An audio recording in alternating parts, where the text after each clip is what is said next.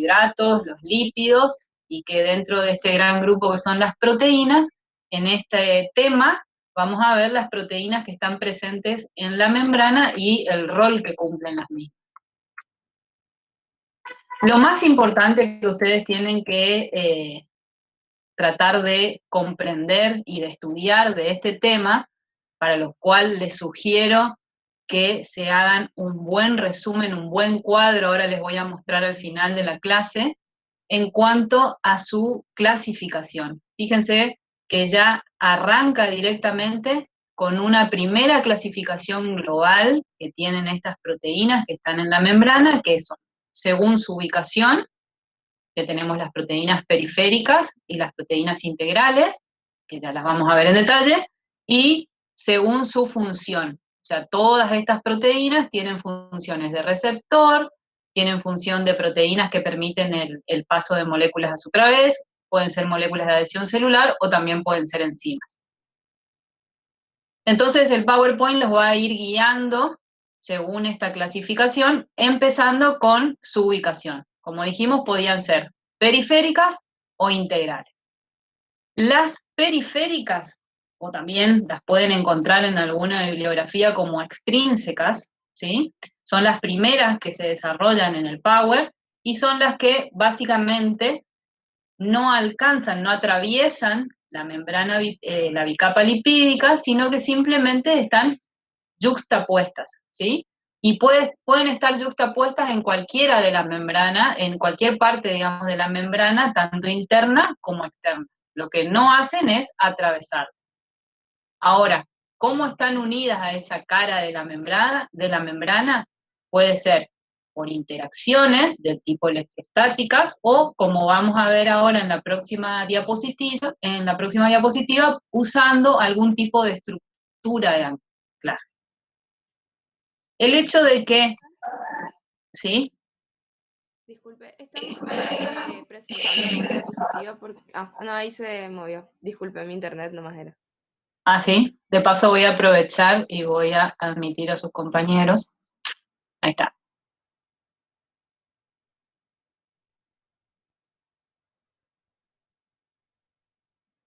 Ahí estamos bien, ¿vemos bien? A la pucha, otra vez. Sí, Ah. ahí se ve. Sí, No, que me suena mientras estoy hablando me suena el sonido de que hay gente que quiere entrar. Ahí está. Bien, seguimos entonces. Entonces estamos en la clasificación de estas proteínas según su ubicación, las proteínas periféricas, que eran las que no atraviesan la membrana, sino que estaban yuxtapuestas en una de las caras de la membrana, puede ser interna o externa, y que a su vez podían estar unidas por interacciones, como ven acá, interacciones de tipo electrostática, o pueden estar unidas por estructuras que se llaman estructuras de anclaje. Y esas estructuras de anclaje pueden ser, como vamos a ver ahora en la próxima diapo, de tres tipos. Pero lo más importante que ustedes tienen digamos, de lo que tienen que retener de estas características, es que esto hace que sean más fácilmente, se los puede liberar más fácilmente, por ejemplo, utilizando soluciones salinas, ¿sí? Se las puede directamente despegar, por ejemplo, utilizando soluciones salinas. Ustedes saben que una solución salina, que es una solución de iones. Entonces acá, por competencia de iones, por ejemplo, podemos despegar esta proteína periférica. ¿Cuáles son entonces los tipos de estructura de anclaje? Acá tienen todo un detalle, incluso si acá está el texto, no es necesario que se sepan de memoria qué profe, tipo. Sí. sigue sin pasar las filminas. ¿No ven en las filminas? No, donde usted pone para presentación de PowerPoint queda ahí y después cuando sale se actualiza. Bueno, vamos de nuevo entonces.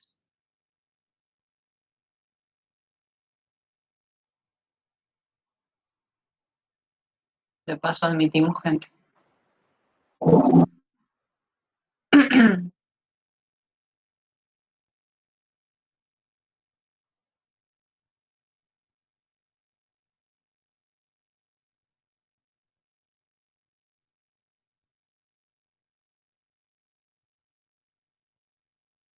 sea que todo lo que hablaste ahora no vieron nada.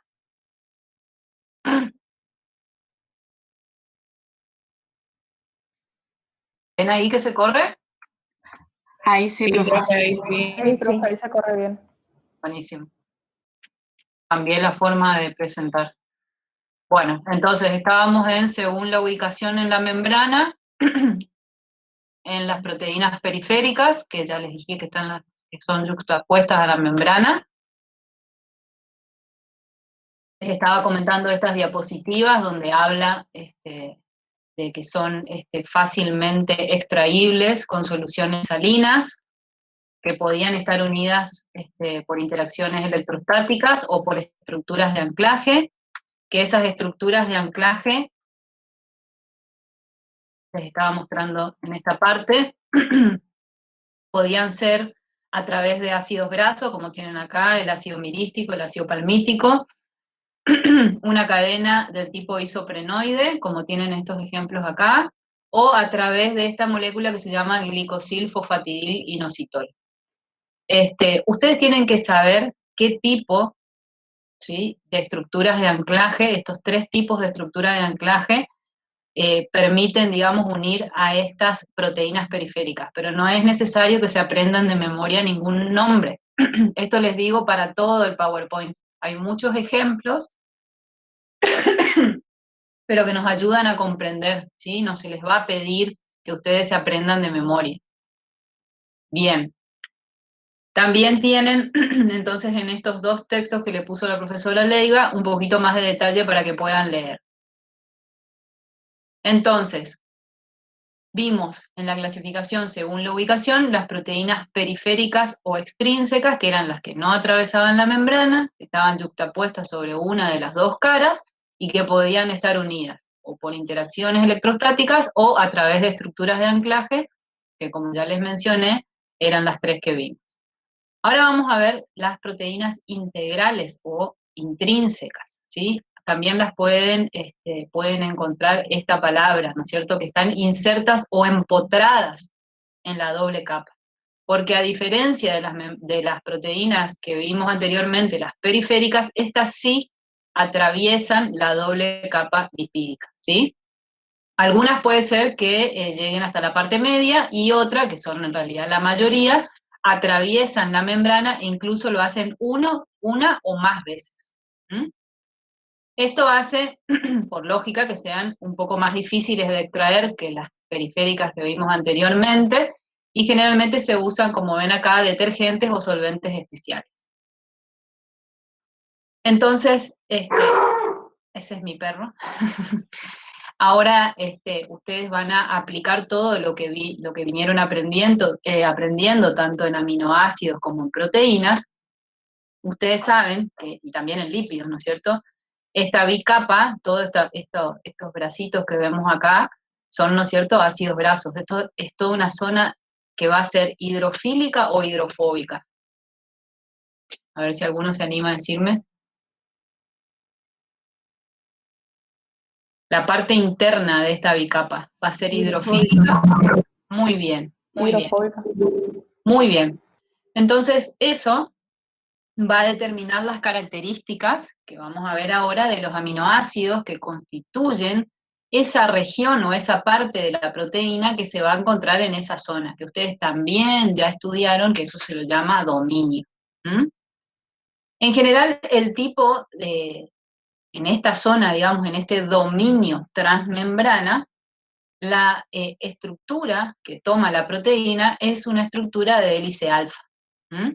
Y ya se sabe que esa región está constituida por aproximadamente, como ven acá, 21 a 22 aminoácidos. Entonces, recordando lo que ustedes aprendieron, que cada vuelta de hélice aproximadamente lleva 3,6 aminoácidos, simplemente ustedes lo que tienen que hacer es, en ese promedio de 22 aminoácidos dividido 3,6, que es lo que le toma una vuelta, fíjense que les daría aproximadamente 6 vueltas de hélice, ¿sí? Entonces, lo que les recalca acá la profesora Leiva es que cuando ustedes encuentren esquemas, dibujos de estas regiones transmembranas, si lo hizo un buen dibujante, como les pone ella ahí, van a ver que dibuja exactamente 6 vueltas de esa hélice alfa. ¿Mm? Ah, perdón, acá pueden ver lo que yo les decía, que puede ser que atraviese una o varias veces la membrana. En general la atraviesa varias veces. Bueno, acá les propone una actividad que tiene que ver con la pregunta que les hice anteriormente, de por qué ustedes creen que esta estructura secundaria de alfa hélice es la que toman estas proteínas cuando atraviesan la membrana. Y tiene que ver con lo que estábamos hablando recién. Esa región de la proteína, ese dominio, tiene predominantemente aminoácidos de tipo hidrofóbicos, ¿sí? Eso hace, obviamente, ¿por qué? Porque es el entorno hidrofóbico de la parte de la bicapa lipídica. Eso hace, esos aminoácidos apolares estabilizan a la hélice alfa, ¿por qué? Porque no van a tener grupos ionizables, grupos cargados en las cadenas laterales que conlleven a una interacción y por lo tanto a una distorsión. En resumen, los aminoácidos apolares, que son los que predominan en ese dominio, estabilizan este tipo de estructura secundaria de tipo alfa hélice. ¿Mm? En algunas proteínas integrales pueden encontrar que adopte otro tipo de estructura, sin embargo, no es lo mayoritario, que es la estructura supersecundaria que también habrán visto en la teoría anterior, que es la estructura de barril o de lámina beta. ¿Mm? Pero no es lo más común. Bueno, y acá tienen en resumen, entonces, la que predomina entonces en los dominios transmembrana es la de tipo alfa hélice, pero también pueden encontrar la de barril. Bien, entonces hasta acá vimos la clasificación según su ubicación, ¿sí? Periféricas e integrales. Después tienen la clasificación según sus funciones. Tenemos las proteínas que tienen funciones de receptor, las proteínas que permiten el paso de moléculas a su través y las moléculas que son o intervienen en la adhesión celular. Entonces empieza el PowerPoint a describir los receptores. Para no, como les dije, es bastante sencillo si lo van leyendo, para no perder tanto tiempo. Básicamente, acá ustedes saben que en un receptor hay una sustancia química, generalmente llamada ligando, que es la que se une, pero también puede ser un estímulo físico, como puede ser la luz, y entonces la unión de esa molécula señalizadora o el estímulo, lo que hace es desencadenar una serie de reacciones en el interior de la célula, ¿sí? Traduce una señal. Se ubican en la membrana plasmática, pero también acuérdense que cuando hablamos de membranas puede ser en las membranas de distintas organelas que están en el citoplasma o podemos estar hablando también de la membrana nuclear. ¿Mm? Los ejemplos más frecuentes o los que ustedes seguramente más conocen son los receptores de hormonas. Los que describe acá en el PowerPoint es un receptor para lipoproteína LDL, porque ya lo vieron como ejemplo en la teoría anterior de la parte A, creo que está, o B, no me acuerdo. Un receptor hormonal y un receptor de luz, ¿sí? Tienen descritos los 3 tipos de receptores. Como les dije, no es necesario, acá sí, porque ustedes ya conocen este esquema cuando vieron la definición de dominio, ¿no es cierto? Pero lo que les quiero decir es que ustedes no tienen por qué saber, por ejemplo, acá todo en este tema, no tienen por qué saber el metabolismo del colesterol ni nada por el estilo. Son simplemente ejemplos que nos sirven para comprender la función que está describiendo. Entonces, este es el receptor de LDL, que es esta proteína, donde tiene una región, ¿no es cierto?, que es una parte donde se une la lipoproteína de baja densidad, y entonces eso desencadena un proceso de endocitosis que culmina con la, no está mal escrito, liberación del colesterol dentro de la célula, que es lo que les muestra el esquema. También tienen un ejemplo de un receptor hormonal, después lo pueden leer con detenimiento ustedes, es el receptor al cual se une la adrenalina, que es una hormona que desencadena la cascada del adenilato ciclasa. Fíjense cómo acá esta proteína, como habíamos mencionado previamente, no atraviesa la membrana, la bicapa lipídica una sola vez, sino que lo hace 2, 3, 4, 5, 6, 7 veces atraviesa la membrana, ¿sí? Que es lo más común, que atraviesen más de una vez. Entonces la hormona se une en un sitio de unión y eso, fíjense, en otra región, que es ya en la parte interna, se desencadena una reacción y eso genera un determinado estímulo. Y este ejemplo, la profesora se los puso para que ustedes vean un ejemplo de receptor que no está mediado por la unión de un ligando, sino por, en este caso, el estímulo de la luz. Ante la excitación lumínica, lo que hace es transmitir la señal a la transducina. Acá lo tienen con más detalle, tienen para leer si quieren, pero les vuelvo a decir, no es lo que se les va a tomar, no va a haber una pregunta que diga el cromóforo 11 cis retinal, ¿se entiende? Es para que vean los distintos tipos de receptores, lo tienen bien en detalle para que lo puedan comprender y para que vean la clasificación de uno y del otro. Y entonces vamos a pasar ahora, hasta ahí teníamos los receptores, vamos a pasar a el más central o el que por ahí más les cuesta, que es el de la función de proteínas que permiten el paso de moléculas. Dentro, primero les muestra que una célula siempre tiene un continuo tránsito, les pone ahí, de iones y de moléculas entre la célula y el medio que las rodea, ¿sí? Y para eso, sí o sí, se debe realizar a través de la membrana. Como la naturaleza, ya dijimos varias veces, es hidrofóbica de esa membrana, de esa bicapa, hay algunas moléculas, gases o sustancias no polares que no tienen problema en intercambiarse, ¿sí? En atravesarla.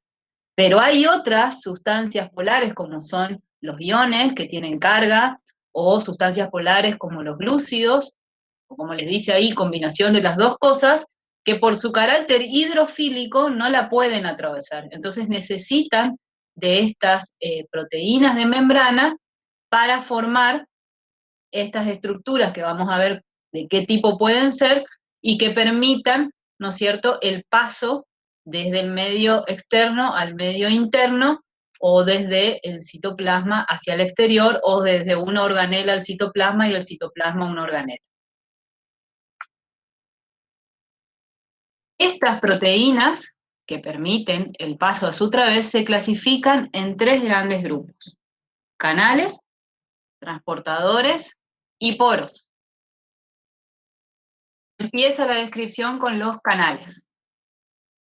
Acá es importante que fijen lo siguiente, que son proteínas, obviamente proteínas que se disponen en la membrana, de forma tal que forman un túnel hidrofílico. Acuérdense que ese es el problema que tenemos, que la bicapa es hidrofóbica y necesitamos que pasen sustancias polares con carga, y también que es muy importante que retengan, que permiten el pasaje selectivo de soluto. ¿Qué quiere decir eso? Que no van a dejar pasar a cualquier sustancia, ¿sí? Sino que dejan pasar a una única especie química. Son específicos, son selectivos. Y que lo hacen siempre a favor de gradiente. ¿Qué quiere decir a favor de gradiente? Que las moléculas pasan desde donde hay más hacia donde hay menos, desde donde hay mayor concentración hacia donde hay menor concentración, ¿sí? ¿Qué pasan, por ejemplo, si hablamos de iones? A una velocidad muy elevada. Fíjense lo que les pone ahí, 10 a la 8 iones por segundo. Esos son 100 millones de iones por segundo. Los tipos de canales que conocemos son los iónicos, como por ejemplo, les pone ahí el del sodio, el del potasio, el del cloro. Los canales que permiten el paso del agua, que son los denominados acuaporinas, y también compuestos orgánicos como por ejemplo el canal de malato. La siguiente les pone lo mismo que venimos hablando recién, con los esquemas, para que ustedes simplemente los visualicen, y les muestra que siempre estos canales, lo que tienen, esta proteína tiene 3 dominios. Un dominio extracelular, un dominio transmembrana y un dominio intracelular.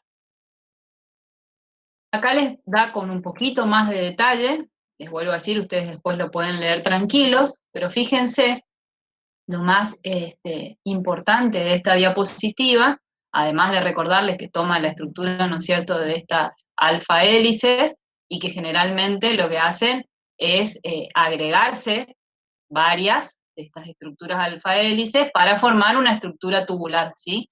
Y esa estructura tubular lo que tiene o lo que deja es una cara externa y un espacio, digamos, interno por el que van a pasar las moléculas.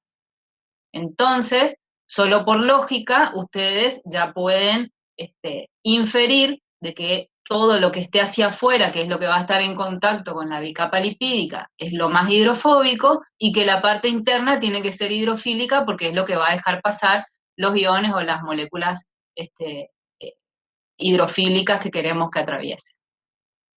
Entonces acá les muestran, ¿no es cierto?, con un poco más de detalle las dos caras, les ponen amarillo el canal, la región que es hidrofílica, y les pone en azul la región hidrofóbica.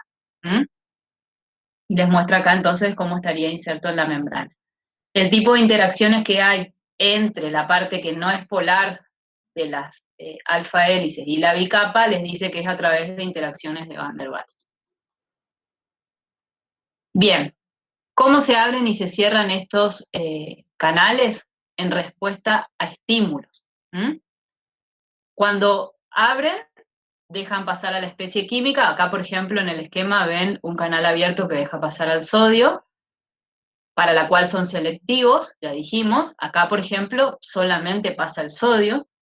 Lo hacen a favor de gradiente, siempre desde donde hay más hacia donde hay menos, y por ende, esto, ¿sí?, el que sea a favor de gradiente, implica de que no necesitan energía para realizar ese mecanismo. Entonces les pone, no consumen energía. Ya lo vamos a ver un poquito más adelante con más detalle.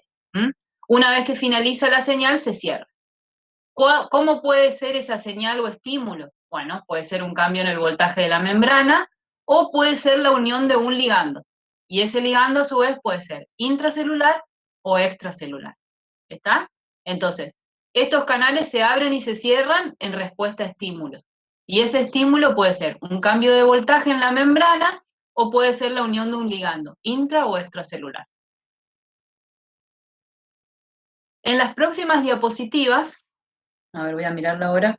En las próximas diapositivas, ustedes tienen varios ejemplos que les recomiendo los lean con detenimiento, porque les va a servir para ir afianzando tanto la parte estructural como la parte funcional de todo lo que van estudiando en las diapositivas anteriores. Yo ahora, por una cuestión de tiempo, voy a ir pasando más rápido para poder darles un pantallazo completo de esta teoría, ¿sí? Pero les recomiendo que lo lean bien con detenimiento, con lo que ya van aprendiendo y van viendo toda la parte, cómo se disponen, cómo queda la estructura, por dónde pasan los iones, cómo es, si es hidrofílico o hidrofóbico, etcétera, etcétera. Los dominios, todo esto les dejo a ustedes. Ustedes tienen, en este caso, por ejemplo, acá les muestra cómo son los canales regulados por ligandos.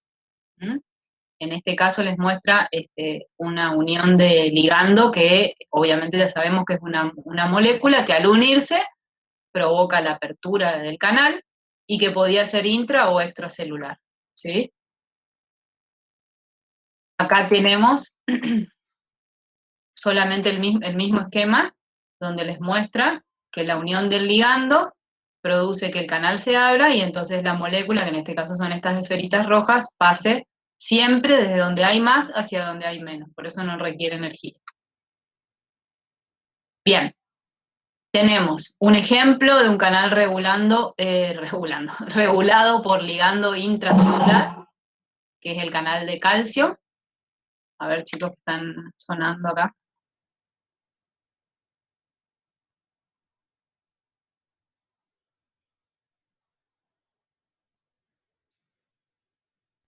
En este caso es el ejemplo del inositol trifosfato. ¿Mm?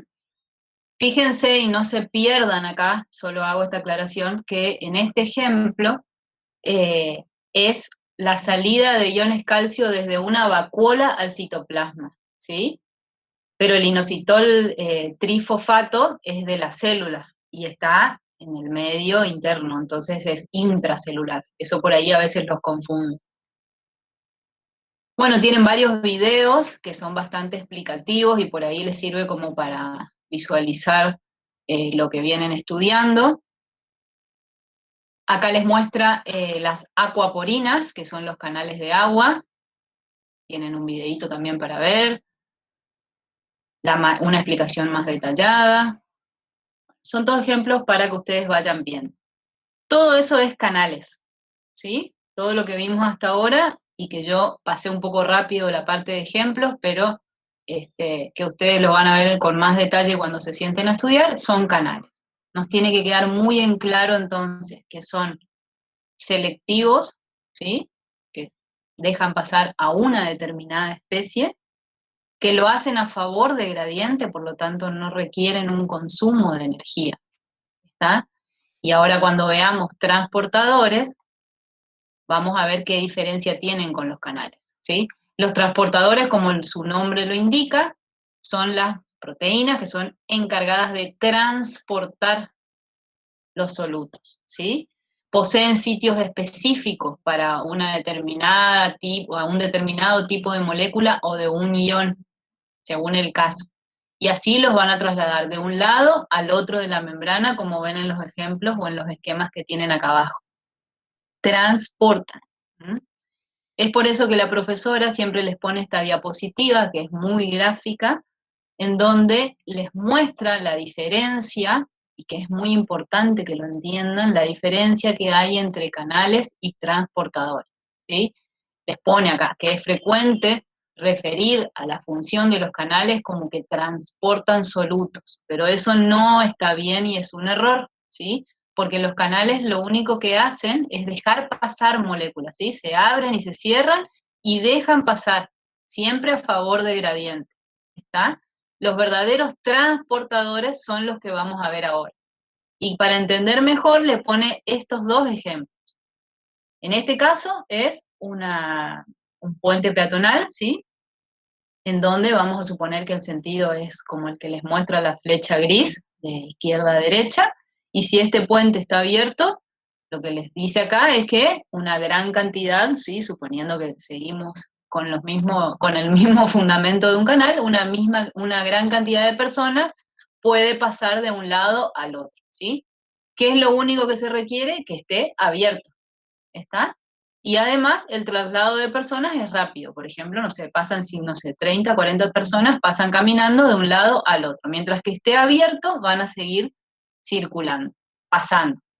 En cambio, si hablamos de un transportador, les pone el ejemplo de una aerosilla, ¿sí? Entonces les dice que el flujo de las personas está dado, vamos a suponer, como de arriba hacia abajo, como la flecha negra, que pueden atravesar el tramo aéreo una limitada cantidad de personas, porque fíjense que solamente entran 2 personas por silla, y el transporte es lento, ¿sí? Esto es lo que vamos a describir ahora, pero básicamente ya pueden ver una gran diferencia.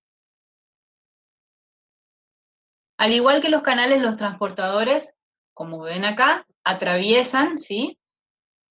Están formadas por proteínas del tipo transmembrana que atraviesan varias veces la membrana o la bicapa lipídica. ¿Mm? Vamos a ver varios ejemplos.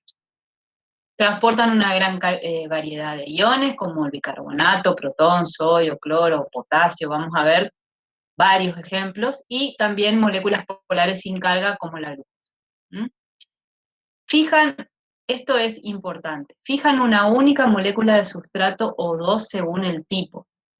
Acá hasta a mí a veces me resulta un poco confuso, porque por ahí uno cree que es, no sé, una molécula o un potasio y un sodio, y no es así, es un tipo de molécula o dos tipos de moléculas, porque ya vamos a ver incluso, por ejemplo, en la bomba de sodio y potasio, que se pasan de un lado a otro tres sodios y de ese otro lado al lado primero, digamos, dos potasios. O sea que son dos, uno o dos tipos de moléculas, ¿sí? No es que es en cantidad de moléculas. La unión a la molécula o el ion a transportar es por interacciones y se realiza en sitios determinados. Es por eso que el proceso es saturable, ¿sí? Acá tenemos que acordarnos de la sillita donde entran solo dos personas en ese ejemplo. Una vez que los transportadores fijan el ligando, lo que sufren es un cambio conformacional, que es reversible, y que les permite transportar el soluto de un lado al otro de la membrana, como ven en este esquema, ¿sí? Acá la molécula serían estas esferitas rojas, que dice que es una molécula polar o un ion. Entonces, fíjense que sufre este cambio conformacional y luego se abre y permite que ese ion pase al citoplasma. Acá tienen un ejemplo animado en el cual, esto es lo que les decía, ven, por ejemplo, acá son dos iones sodio y un determinado aminoácido. Son dos tipos, ¿sí? No son dos moléculas, son dos tipos. Por ahí a ustedes no los confunden, pero a mí en su momento me confundía. Entonces vemos cómo sufre un cambio en el cual permite que pasen de un lado al otro. Y el proceso es saturable. No pueden entrar tres sodios, no pueden entrar dos aminoácidos, no, entran dos sodios y un aminoácido. Bueno, acá se va complicando, porque esos transportadores se pueden clasificar según el número de solutos y la dirección del transporte en uniport, cotransporte o simport, contratransporte o antiport, y según el requerimiento energético en pasivos o activos. Y esto es lo que vamos a ir viendo un poquito cada uno. ¿Me siguen hasta acá? Por ahí ahora aparece chino, pero cuando ustedes se hagan su esquemita en una hoja se les va a ir ordenando. La primera clasificación entonces era según el número de solutos y la dirección de transporte. Fíjense, la primera, monotransportador o uniport. Ya el nombre me chismosea de qué se trata, porque ¿qué va a hacer? Transfiere un solo tipo de soluto de un lado a otro de la membrana. Mono, uni, ya, ¿sí? Me da la pauta de que es un solo tipo de soluto, no una sola molécula. Cotransportador o simport, que a veces también lo pueden encontrar con Y, ¿sí? Simport. Acá se transfieren dos tipos de solutos, pero en el mismo sentido, ¿sí? ¿Vieron cuando ustedes habrán escuchado muchas veces que dicen, es mi cotutor, es mi co-conductor? Eso es siempre de a dos, ¿sí? Entonces acá, de a dos, haciendo lo mismo, yendo para el mismo lado. Entonces cuando hablo de cotransportador, son dos tipos de solutos que van en el mismo sentido. En cambio, cuando hablamos de la tercera, que dice contra o anti, ya me da la idea de que va a ser en dos sentidos diferentes, ¿no es cierto? Bueno, acá es contratransportador o antipor, que es cuando transfiere dos tipos distintos de solutos, pero en sentidos contrarios. Y ahí tienen los esquemitas que permiten visualizar muy bien los tres conceptos. Acá tienen de nuevo. Y es importante, esto que les aclara acá abajo, que todavía yo no estoy hablando de si estos son dependientes o requieren energía o no, ¿sí? No estoy hablando todavía porque esta clasificación es independiente del consumo o no de energía. ¿Mm? Bueno, entonces acá les propone como actividad, en el ejemplo, en la animación que vimos anteriormente, y solamente teniendo en cuenta la clasificación en cuanto al número de solutos y a la dirección, que ustedes digan qué tipo de transporte estaría realizando esta proteína que vemos acá. ¿Transporta un solo soluto o dos? Sabemos que pueden ser uno o dos, así que o es uno o es dos. Dos. Muy bien. ¿Y lo hacen los dos en el mismo sentido o uno para un lado y otro para el otro? En el mismo sentido. Perfecto. Entonces, de la clasificación que vimos acá, esto sería... Cotransportador o sin cot. Muy bien, perfecto. Ahí tienen la respuesta. Muy bien, acá tenemos lo mismo, el mismo esquema, la misma aclaración de que todavía esto no estamos hablando de si es dependiente o no de energía. Y ahora sí, ahora sí. Empezamos, o mejor dicho, vemos la clasificación según el requerimiento energético. Fíjense, pasivo, que es como lo que vimos en los canales, es cuando no necesitan energía porque lo hacen directamente a favor de gradiente, ¿sí? Y el favor de gradiente era de donde hay más a donde hay menos, de donde hay mayor concentración a donde hay menor. Entonces eso no requiere energía. En cambio, llamamos que es activo, que también generalmente se las llama bombas, cuando el transporte se realiza en contragradiente, o sea, yo necesito mover una molécula o un ion desde donde hay que menos hacia donde hay más, y que requiere de energía, ¿sí? La cual se obtiene de la hidrólisis de ATP. ¿Mm? Entonces, acá tenemos dos ejemplos. Primero me indica dónde hay más de esta molécula, que es la que se esquematiza con color verde. Acá hay más y acá hay menos. ¿Mm? Si yo necesito que pase desde donde hay más hacia donde hay menos, obviamente esto no requiere energía y es pasivo. En cambio, si yo necesito hacerlo al revés, si necesito pasar desde donde hay menos hacia donde hay más, acá sí tiene que ser un transporte activo porque voy a necesitar energía para hacerlo en contra del gradiente. Bien, acá tienen nuevamente un esquema, y en este caso también ya de paso para repasar la clasificación anterior, como es un solo tipo de molécula el que se mueve, es un transportador unipor, pero hay unipor pasivo y unipor activo, ¿sí? Uno requiere de energía porque lo hace en contragradiente y el otro no. Bueno, y acá les da ejemplos de cada uno, y está bastante detallado, ustedes pueden leerlo después tranquilos, cada uno de los transportadores activos y los ejemplos. También les puso la profesora videos, e incluso les marca en qué parte del video quiere que hagan hincapié.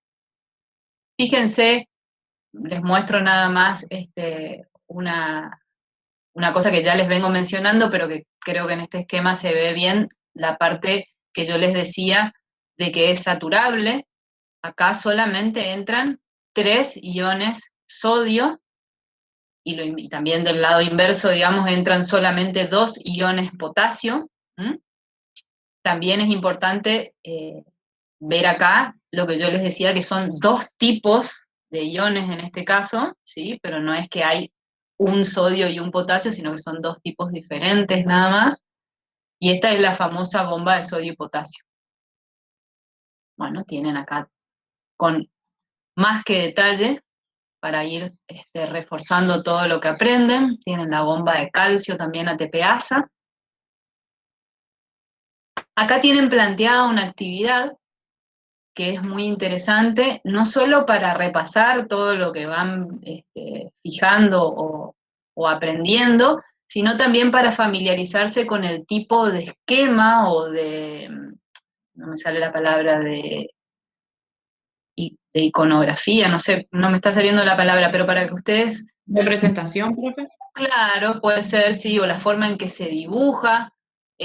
Por ejemplo, ustedes a medida que vayan mirando los ejemplos también en la serie de problemas, van a ir viendo que se usa mucho esta simbología para los canales, el tipo de con la flechita curvada cuando pasa de ATP a ADP para el requerimiento energético, o a veces les ponen un rayito, como vimos en el ejemplo anterior.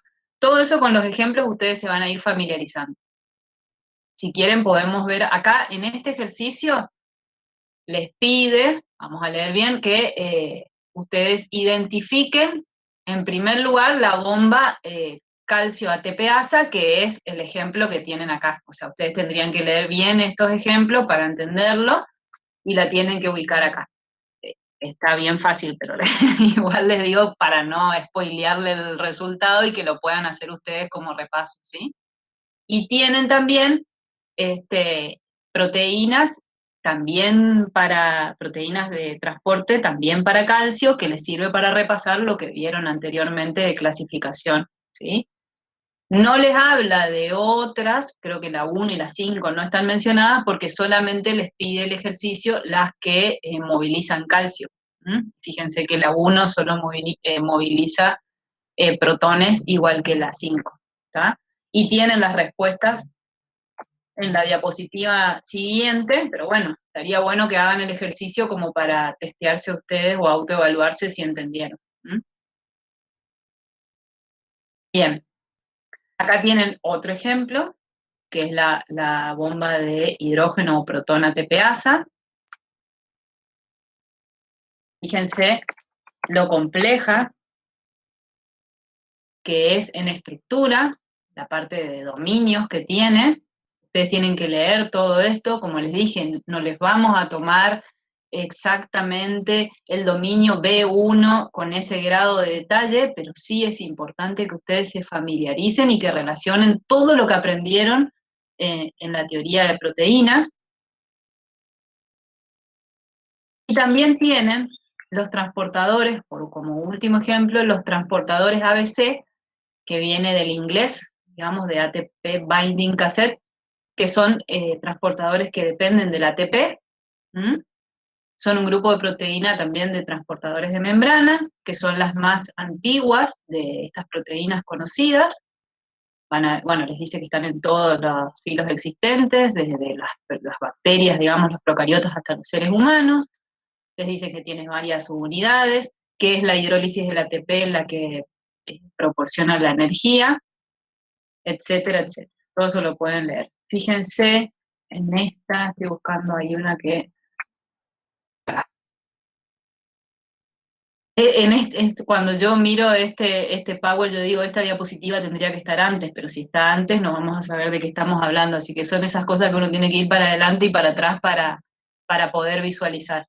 Cuando la profe les pone en las diapositivas anteriores todos los ejemplos, le pone estas palabritas que ustedes ven acá, clase P, clase 5, y bueno, y la última clasificación que es la ABC, ¿sí?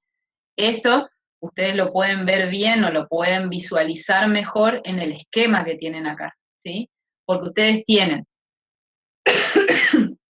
por un lado, los que tienen una ATPasa, ¿sí? Como les dice acá, una subunidad simple, con un intermediario forilado. Eso lo van a entender cuando vean los ejemplos, chicos. Yo solamente les quiero mostrar el final para que les sea más fácil cuando lean. O los que tienen directamente un complejo como era el que yo les mostré, de la bomba de protones, la bomba de hidrógeno, mucho más complejo, no es tan simple como estos de acá, ¿sí? Que son estos de clase 5, y que tienen una función ATPasa, no es algo que se fosforila o se desfosforila como lo que van a ver acá. Y por último, los que denominamos la superfamilia ABC, que son los últimos que les mencioné. Entonces acá se explica lo que yo les digo. Si bien ustedes no tienen que saber en detalle cada ejemplo, pero sí tienen que entenderlo para poder ver o para poder comprender estas clasificaciones. Bueno, y acá la profe les pone entonces para repasar. Dijimos que según el número de solutos y la dirección de transporte, teníamos unipor, simpor, antipor. Y según el requerimiento energético, pasivos y activos, ¿sí? Dentro de lo que es clasificación de transportadores activos, ¿qué activos qué quería decir? Que necesitábamos energía porque iban en contra del gradiente. Lamentablemente, como les puso la profe acá, hay una clasificación más. Y entonces aparecen, los primarios son los que vimos hasta ahora. O sea, los activos primarios son los que vimos hasta ahora y que les acabo de mostrar la clasificación. De alguna manera, de esas tres maneras que les mostré, tienen un requerimiento energético directo, por decirlo así. En cambio, los que son secundarios, que son los que vamos a ver a continuación, son los que dependen, ¿sí?, de un transportador o de un cambio, digamos, inducido por un transportador primario.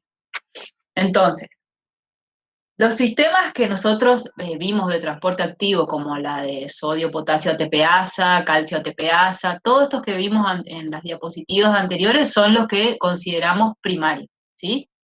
La transferencia de iones, como les dice ahí, se acopla o depende, por decirlo de alguna manera, de la hidrólisis del ATP, de cualquiera de las tres maneras que vimos, ¿no es cierto?, 5P o ABC. Pero dependen directamente o están acoplados a la hidrólisis de ATP como un proveedor inmediato de la energía. Hay otro tipo de sistemas de transporte activo, que son los que estamos viendo ahora, que se llaman secundarios, que no utilizan directamente la energía de estas reacciones, sino que aprovechan la diferencia de potencial que crea el funcionamiento de un sistema primario. Entonces ahí les da un ejemplo, les dice, la bomba de sodio, por ejemplo, genera una notable diferencia del potencial electroquímico en el interior de la célula. Imagínense que como el sodio está saliendo, el interior de la célula se hace negativo con respecto al exterior, eso genera una diferencia de potencial, y entonces ese ingreso, bueno, les habla exactamente de cómo se genera, y esa diferencia de potencial es la que utiliza un transportador activo secundario, ¿sí? Obviamente, si el transporte activo primario no funciona, tampoco va a funcionar el secundario, ¿no es cierto?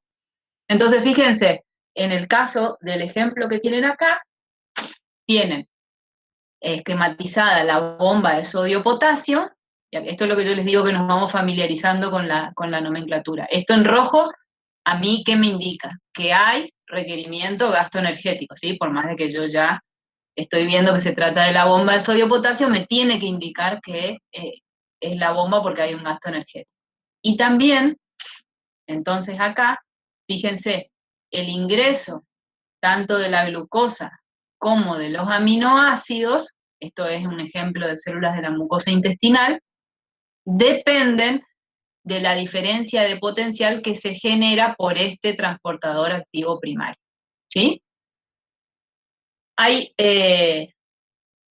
Bien, ahí les vuelvo a mostrar lo mismo. Hay algo muy importante, que si no me equivoco, sí, acá está, que ustedes tienen que tener en claro.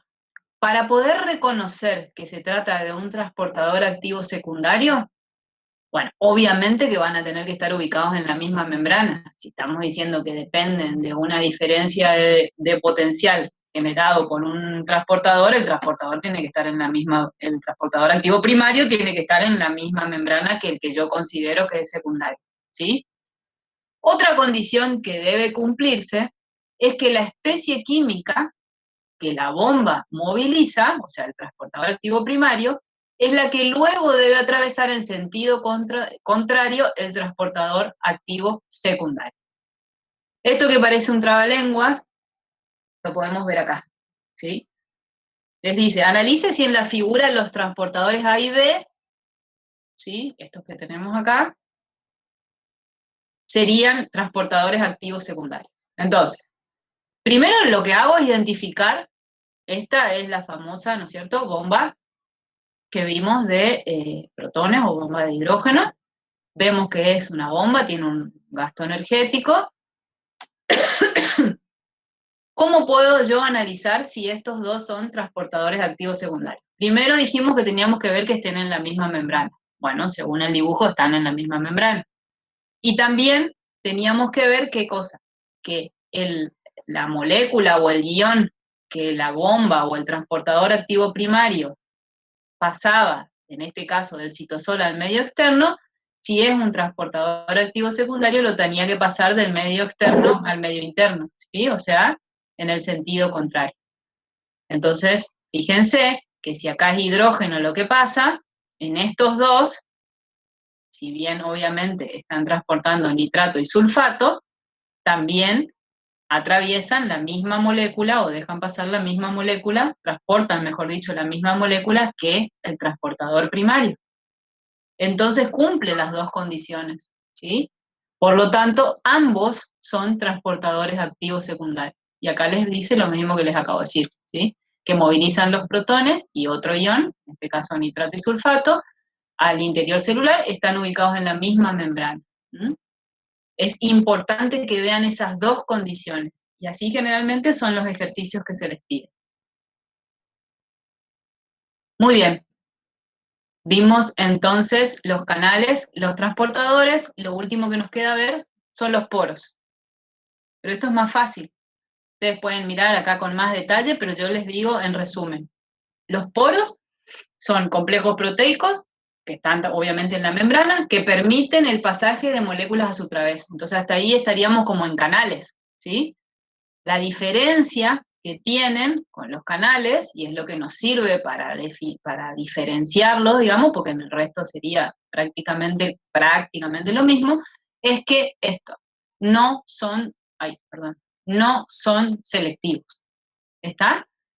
Generalmente entonces tienen un conducto central muy grande, permite el pasaje de gran variedad de moléculas y de gran tamaño. ¿Mm? Por ahí los que más les puede sonar son los poros de la membrana nuclear, que lo que hacen es permitir el pasaje, pero no es selectivo, pasa cualquier tipo de ion o molécula. El que no sea selectivo es lo que lo diferencia de un canal. ¿Está? Bueno, tienen videos para ver toda esta clasificación y para resumir. Vimos dos entonces de las funciones, las de receptores, las de proteínas que permiten el paso de moléculas. Nos queda la última, que son las moléculas de adhesión celular. Estoy mirando la hora. Yendo muy lento parece. Parece que voy rápido, pero voy lento. Bueno, entonces acá también tienen un video que la profe les seleccionó, pero básicamente ustedes se imaginarán que cuando nosotros observamos un tejido, siempre pensamos qué es lo que mantiene unidas a esas células entre sí.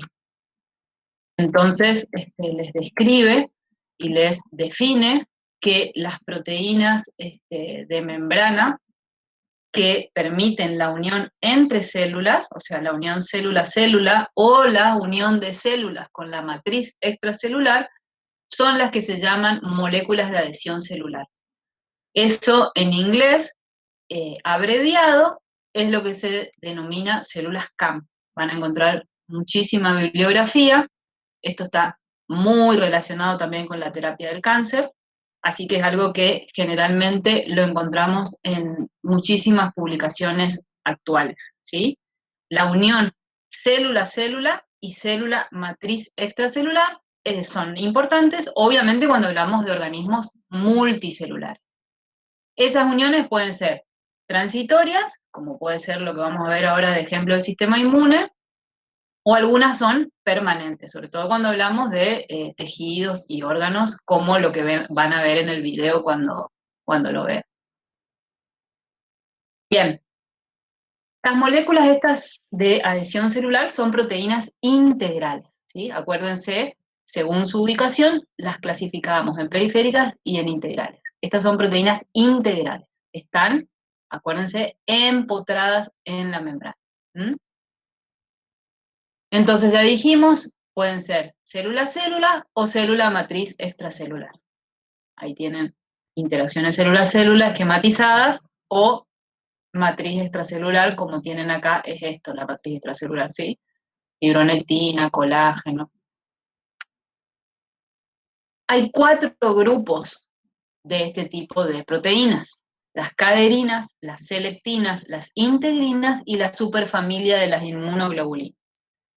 Vamos a, brevemente, porque me estoy quedando sin tiempo, pero les voy a comentar, voy a tratar de ser más resumida.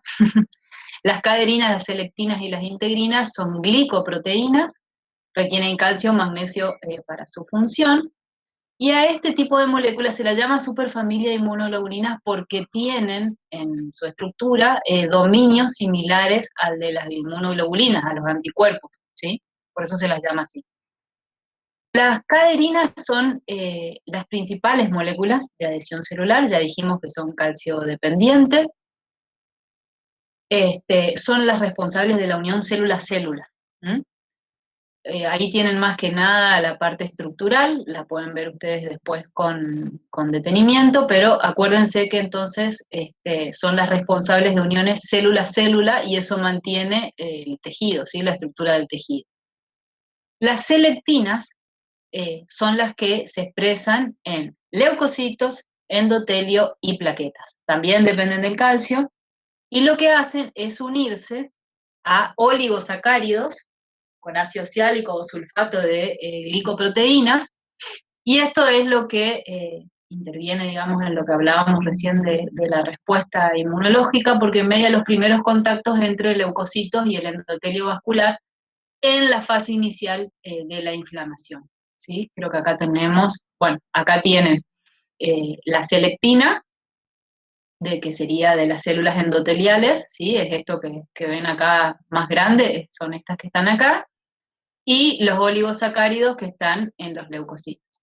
Entonces, sí, acá está.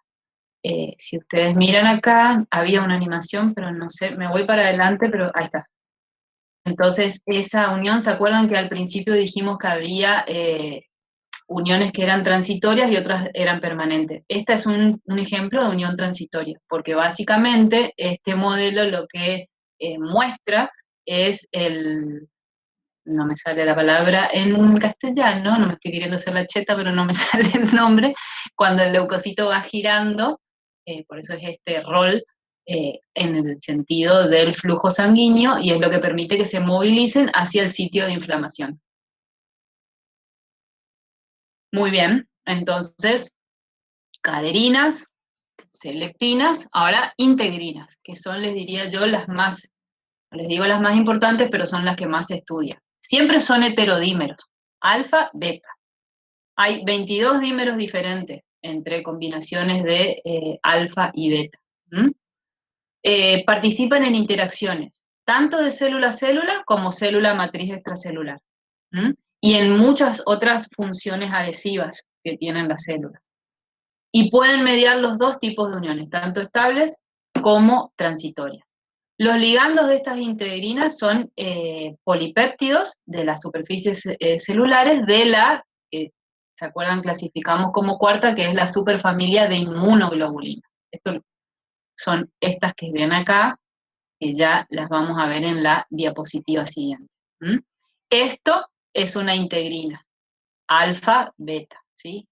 Obviamente, como dice acá, hay 22, sí, creo que hoy ya hay más dímeros diferentes, por ejemplo, alfa 1, beta 3, alfa 2, beta 1, ¿sí? Se les va indicando con subíndices, y estas integrinas unen directamente con polipéptidos de la superfamilia de las inmunoglobulinas.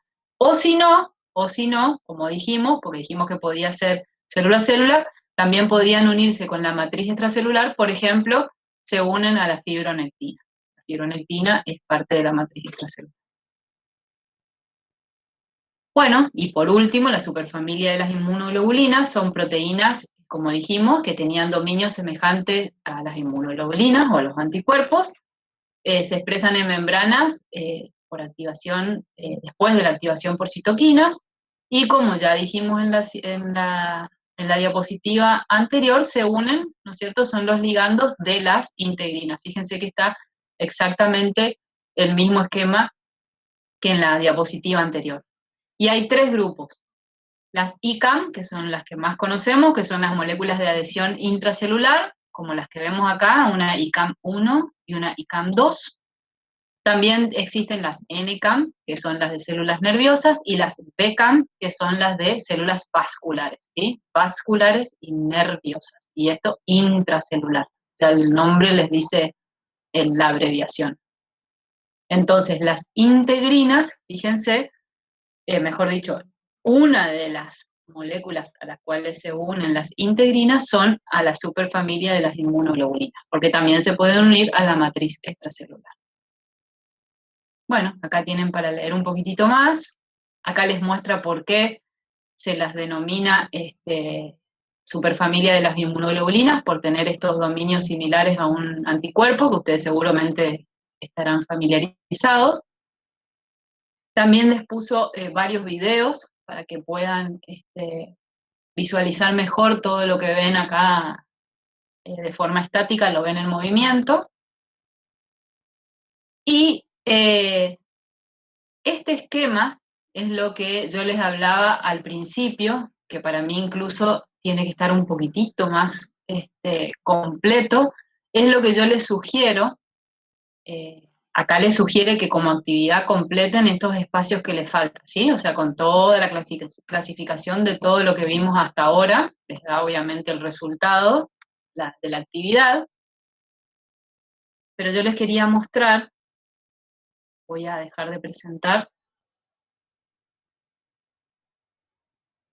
ahí estoy. Ahí estoy leyendo.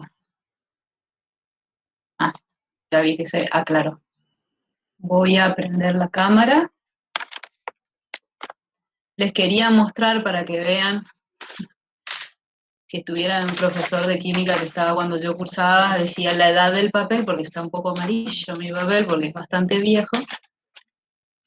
Fíjense, no sé si llegan a ver. ¿Se ve?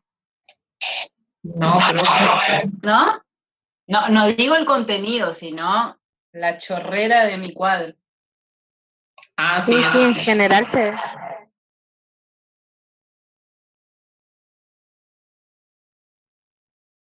¿Ven?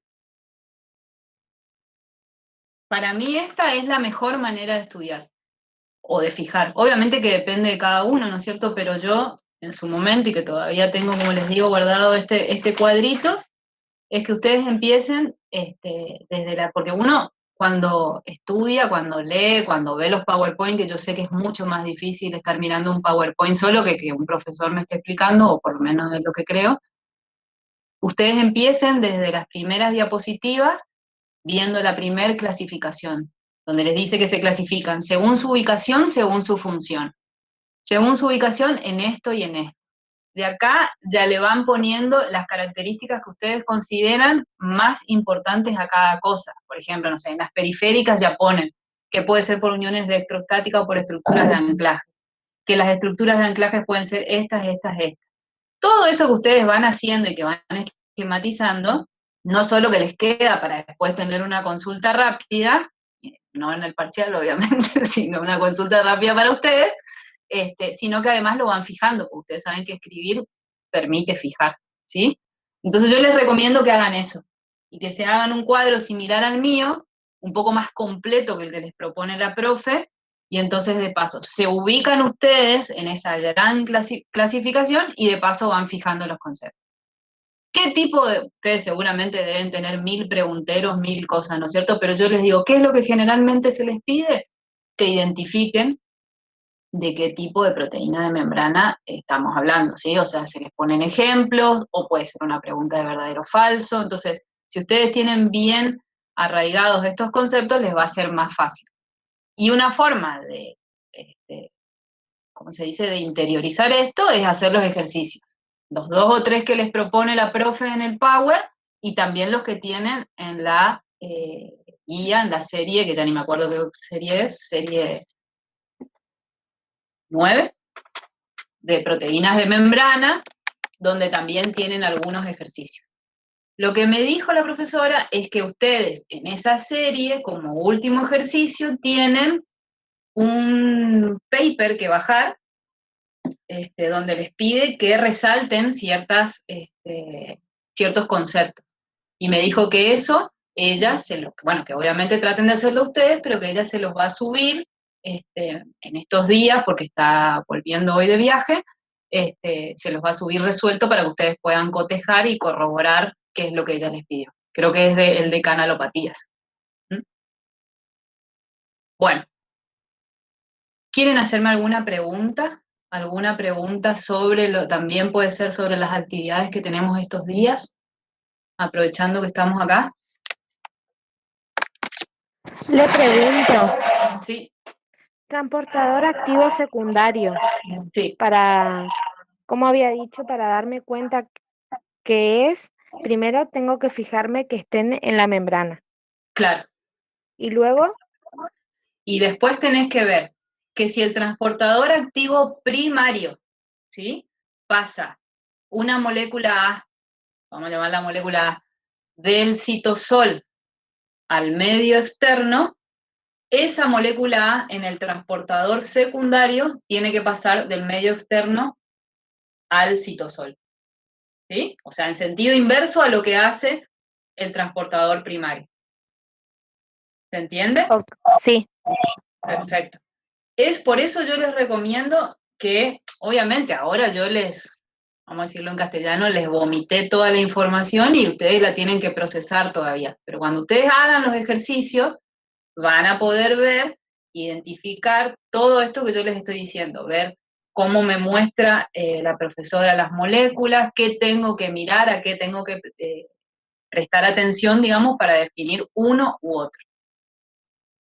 A ver, ¿qué dice? Que al cuadro le agreguemos la característica y el dibujo de la forma para cada proteína.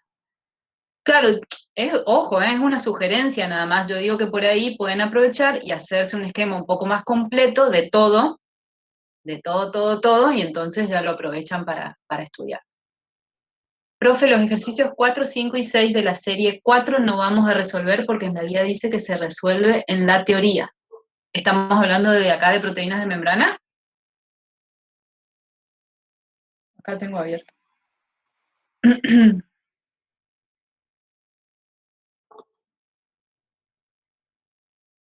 Vamos a mirar, a ver. La profe me dijo que estaba todo resuelto en la serie de proteínas, pero de membrana estamos hablando.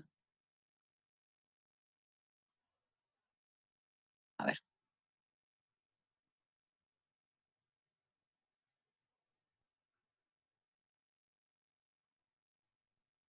¿Ahí se ve?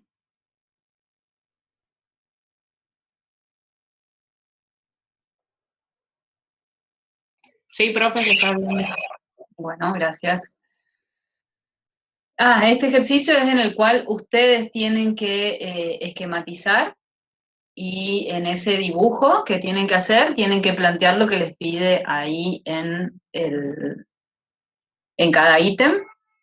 En años anteriores lo subían a Facebook, también lo pueden subir a Instagram, o el que no quiere subirlo a una red social y lo quiere dibujar, no es obligatorio, obviamente, lo puede mandar por correo, se lo envía a la profe Laura Leiva, que ella ya va a estar reintegrada. Es un esquema y que cumpla esto y entonces me sirve a manera de práctica. El verdadero o falso, chicos, lo tienen resuelto. Tienen acá, falso, verdadero, verdadero. Lo mismo el último, que es complete con la palabra correcta, también lo tienen resuelto. ¿Mm? Y el último es el de que es el que yo les decía, que es un paper que ustedes se tienen que bajar siguiendo este link que está acá, y les pide que resalten de alguna manera en el texto la parte donde muestra cómo clasifica, es todo sobre canales, ¿sí? Es bastante interesante, yo sé que están con muchas cosas, pero bueno, si por ahí tienen un ratito, está bueno, ¿sí? Porque no solo me va a servir, digamos, para repasar el concepto de canal, su clasificación, de sus funciones sobre todo, sino que también les muestra lo que se llaman canalopatías, que es cuando hay algún problema, ¿sí? En la función o en la estructura del canal, que obviamente va a traer aparejado un problema de función, ¿sí? Por ejemplo, el de la fibrosis quística, que por ahí a ustedes les suena más. Ahí leo. Le voy a preguntar a la profesora Gabriela, que es la que da la serie 4. Le pregunto y les aviso. No me dijo nada ella, pero ahora cuando termino acá, le paso el mensaje, quedaron sin resolver. No me dijo nada. Bueno, quédense tranquilo que yo le paso. Sí. Adelante, Romina. Profe, Sí, yo quería preguntarle de nuevo sobre el DPL porque no escuchaba bien y no me quedó muy claro. bueno. El DPL es únicamente para la gente que cursa por la carrera de profesorado, ¿sí? Los lineamientos los va a subir la profesora Silvina Echeverría, porque tienen que ver con extracción de ADN, de frutas, creo que es. Los va a subir este miércoles a la mañana. Ustedes van a tener disponible, obviamente se les va a avisar por mail, creo que hoy les iba a mandar el mail o mañana. Van a tener disponibles los lineamientos de forma escrita en el aula el miércoles a la mañana, ¿sí?